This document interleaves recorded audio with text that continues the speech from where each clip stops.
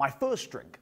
And here, I'm not talking about the time my dad rubbed whiskey in my gums when I was teething. I'm not talking about the time he gave me a few glugs of his beer because I was hyper and it was time to put me to bed. And I'm not talking about the time I accidentally glugged back some blue mouthwash because I thought it was some cool new type of pop. I'm not even including the time that my friends and I would go down to Vicky Park and chug back 2-litre bottles of cider while spinning in a circle because someone said it would get you drunk quicker.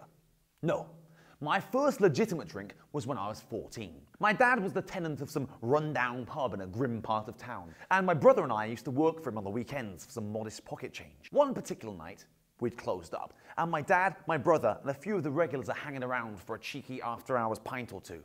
My dad pours the beers for everyone present except for me, and then, as he sits at the bar, he turns and he says, "Get yourself a half of something."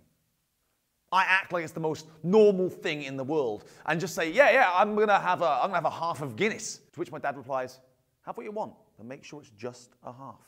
From then on in, whenever I'd finished work, I was allowed 1 half of Guinness, no more. And to be honest, I didn't really want any more. I wasn't a huge fan of beer.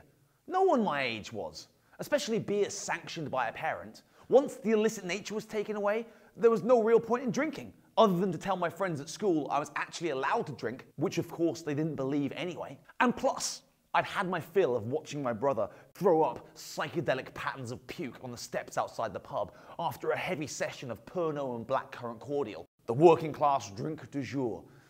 He'd sit there on the stoop, in between bouts of nausea, and explain that I'd be an idiot to follow his example, and I was much better off just having my half of Guinness and leaving it at that. Looking at his pale skin and watery, bloodshot eyes, I have to say I agreed with him. But then, like everyone else who's ever had a drink, there came the time when one was never enough.